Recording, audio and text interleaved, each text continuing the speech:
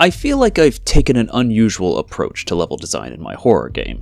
See, most horror games are ultimately a linear sequence of events with a set path. You start the game, spooky things happen, you probably solve a puzzle, rinse and repeat for however long.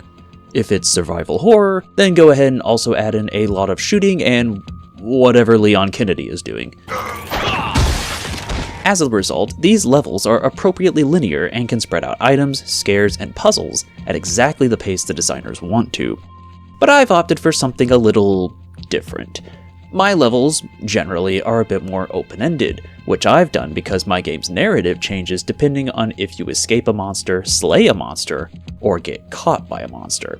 Therefore, I needed levels to account for those possibilities, which means making it possible for any one of those outcomes to occur, and importantly, to occur naturally. No binary decision making at the end of a level here. I want you to play a level and let things play out how they may. There's other factors too, such as the unique monster behaviors and the narrative themes of a level, which can influence the level's design. So, given all this, how exactly do I go about designing levels in my horror game? That is the topic of today's devlog. My name is Lance, aka Infinite Level, and I am making a psychological horror game titled What Hides in Dreams, Where Death Leaves Scars. Today, we're talking level design. For this devlog, I'm going to use the Old House level as my primary example, for two reasons. First, I just think it's the level that best demonstrates my level design philosophy in What Hides in Dreams. Second, it's a level playable in the game's demo, and therefore I can spoil events as much as I want. So, consider this your spoiler warning. Go play the demo if you haven't already. I recommend playing in a dark room with headphones and no one else around, all the while wearing your favorite pair of brown pants. Anyway, to give a quick overview of this level, the Old House is the first home our protagonist and his wife lived in as a married couple, and it's here that they learned a lot about each other that they probably should have figured out while they were still dating. The player character felt that his new wife was always hovering nearby, never really leaving him alone. The level's layout is a solid recreation of that old home, but as this game takes place in a dream, there are some oddities, like this room suddenly transitioning into an unfinished area, a curious lack of windows, and doors leading to solid concrete walls. And things only get more unsettling from there. His wife appears in this dream too, but looking considerably more spooky, and the clinginess cranked up to a number higher than 10. This monster's quirk is that she always knows where you are and will steadily make her way towards you, meaning no amount of hiding will help you and you cannot stay in one area for too long. As in all levels, you have two objectives. You can either find the missing pieces of a security bar and lock the door to your old study, locking the monster out and allowing a safe escape, or you find the knife weapon and teach this monster about the dangers of unsafe knife handling. There is the third option as well, which is to let the monster mangle you, if you're into that kind of thing. Okay, so let's start from the top and work our way to details, beginning with the fact that players need to land one of the three possible outcomes without some pace-breaking choice to make at the level's end. I want an outcome to occur as naturally as possible. Additionally, I need to also consider that since the player can't hide from this monster, I should keep dead ends to a minimum. Finally, it needs to feel roughly like a house one might visit in real life. However, this isn't a hard fast rule because the game does take place in a dream and therefore I can ultimately do whatever I want. Still, it's a helpful guideline to keep in mind. Given those parameters, this is the rough drawing I made, which lays out the basic floor plan. Now you might be thinking, hey, this house sure is Metroidvania-ish. And you'd be right, and that is simultaneously on purpose and on accident. See, I can say it's purposeful because, as I mentioned, I wanted to keep dead ends to a minimum given the monster's unique ability of always moving to where you are. This isn't a rage game, at least not intentionally, so I want players to almost always be able to escape a situation.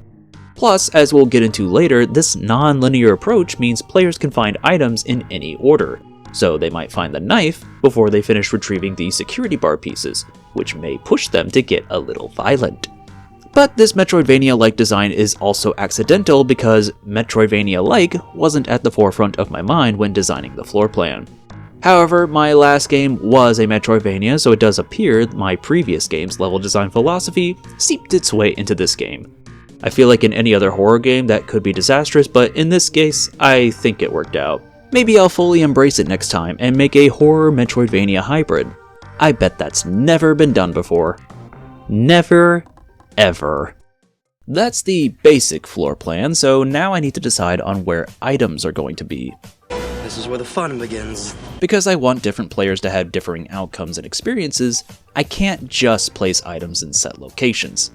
I mean, I could, but then replays would get super stale and it'd be harder for a player's experience to truly be their own. Thus, I need to randomize their locations, which means I need to set up a list of possible locations for all items. Additionally, there should be a feeling of unlocking more of the house over time, so I need to distinguish between item locations that can be reached right away and item locations that require some other key to reach. There's technically a third category too, which is items that are only reached after solving a puzzle, but otherwise can be obtained right away. This particular level has 4 types of items to find: keys, security bar pieces, the knife, and the flashlight. The flashlight is an interesting one to design for because you don't need it to progress at all, and technically it's completely optional because this particular level is designed so that the player can navigate comfortably without it, creepy dark halls aside. Although it could be said that it's useful to have for when the monster is actually around and the lights turn red, which does affect visibility. As for the rest, there is a method to what is placed where, and it's based on how many of the item you find as well as if said item will help you end the level. Importantly, all security bar pieces and the knife are locked behind either a puzzle or a key, perhaps both depending on where the item spawns. For keys, the idea is that in general, one will be available to pick up at any given time, and to keep things interesting, I equate 1 security bar piece with 2 keys. So find and use 2 keys and a security bar piece is yours. I'll also add in some rules that state that there cannot be 2 keys or 2 security bar pieces in the same general vicinity, because I do want you to actually explore the whole house. I built this place with my bare hands, in a cave, with a box of scraps. By God, you're going to see it. With those considerations in mind, this is now what the floor plan drawing looks like with all possible item locations noted. I've also noted which doors require a key by drawing a very lovely drawing of a key next to the door. Another thing we need to think about is signposting. Something I learned about my demo recently is that a lot of items are too hard to find and players were prone to getting lost. It's not that I wasn't thinking about how to combat that problem early on, it's just that evidently I didn't think about it enough. However, to give myself some credit, I feel the old house level was handled the best of the 3. Largely because it's not actually that big of a level, and most of the important areas are pretty clearly marked. Basically, if the room contains a puzzle, or is behind a locked door, then you need to go there. Signposting has been a much bigger problem in the museum and office level seen in the demo, though thanks to the 1.0.2 patch I did for the demo, I like to think it's been much improved. But in general, my philosophy in highlighting important areas has been to rely on lights. Generally, the more well lit an area is, the more likely there's probably something useful there. But that's not a bulletproof plan, obviously. If it was, I wouldn't have spent over a month adding cockroaches to my game. Flickering the lights in an important area can also help, and I've even found myself placing interactable lamps in an area if I still want to draw attention to an area but not make it as bright as the sun. And then there's unique, hopefully eye-catching objects like this hanging worker in the office level, which can further assist in drawing the player's attention towards key areas. As of the 1.0.2 patch I did for the demo, I also include these cute little cockroaches which indicate an item is in the nearby area. I scatter these throughout the level and then show or hide them depending on if an item spawned in the area, and then let players use the cockroaches to help them along. Now some of you might think that's falling into the yellow paint problem. I might upset a few people here, but I don't think yellow paint is inherently bad. Nobody actually wants to be lost at a video game, and the few that do are freaks and probably play Hollow Knight. Look, I never said I wasn't a freak. I'm of the mind that most yellow paint complaints are really just complaints about how signposting is presented. Doom 2016's green lights to indicate where you need to go functionally serves the same purpose as the much maligned yellow paint, but it feels a lot more appropriate for that universe, and therefore I don't think anybody minded Doom's implementation. My hope is that I've achieved something similar here with the cockroaches, an in-universe tool that helps players without killing their immersion. The goal was to help players progress while also adding additional spooky imagery to enhance the atmosphere in a way that can appear in any level while also playing nice with the non-linear level design and all the while without being too handholdy. I'll leave it up to you whether or not I succeeded, but I like to think it ultimately makes the game more enjoyable. Now, I've been focusing a lot on level design in terms of the gameplay, but there's another element to this too. I also need to come up with scary things to occur and decide when and where those things are going to happen. Once again, I find myself in an awkward position.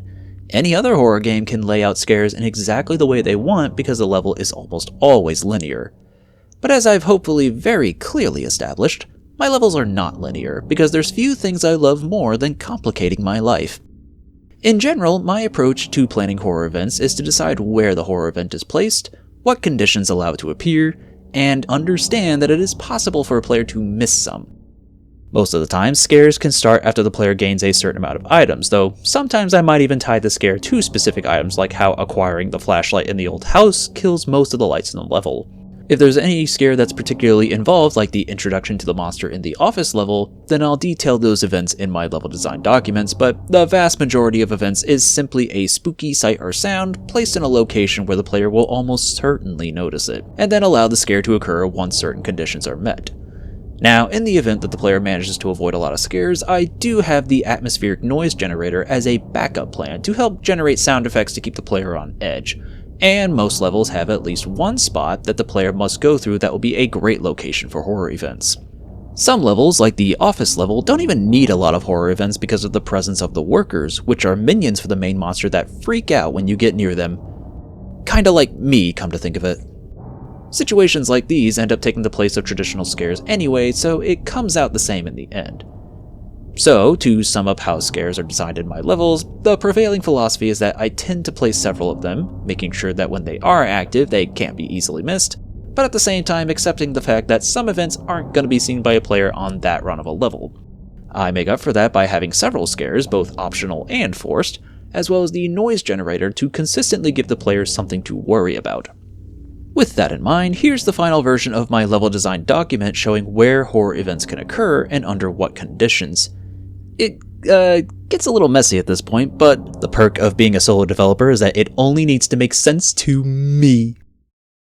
Put all that design together, and that's how you get the old house level. And every level in the game is made with these thoughts in mind. The level design for the museum asks a lot of similar questions, but with the consideration that certain objects tell the monster where you are, and said monster is super fast but blind. The office went through the same thing, with considerations for a monster with minions and the need to find these weird brains to kill the monster with. So on, and so forth. And of course, there's nothing saying I can't go back to levels later and tackle new problems that come up. I mean, that's literally how the cockroaches came to be. So it's certainly an ongoing process that probably won't end until the game is done. I too relate to Sisyphus. Well, I think I've said my piece. If you enjoyed this video, then it would be appreciated if you gave the video a like and subscribe to the channel for more devlogs. If you didn't like this video, here's a cat. Bet you like it now. Also, if What Hides in Dreams looks cool to you, then I would love it if you went to Steam and wishlisted the game. There's a demo you can download and play too, if you're on the fence. Finally, a quick spot of housekeeping. I normally try to upload a devlog once a month, and for this first year of doing devlogs, I've managed to be pretty consistent about that. However, by the time this video goes live, I will most likely be welcoming my second child into the world, assuming they arrive on time, unlike their older sibling. I expect to become very busy taking care of a newborn, and thus there's a good chance next month's devlog will not arrive early in the month like my devlogs normally would. At best, you'll have to settle for a mini devlog, if I can even manage that after taking care of both a baby and a toddler at the same time. So yeah, next devlog might be kinda late. You can always pass the time by rewatching my old devlogs. It is the 1-year anniversary of me doing devlogs, so it's as good of a time for a rewatch as any. And you can play the game's demo too. You see, I've given you a lot to occupy yourself with. You'll be fine. Anyhow, that's all for now. Thank you for watching. Wish me luck as I try to operate on minimal sleep, and until next time.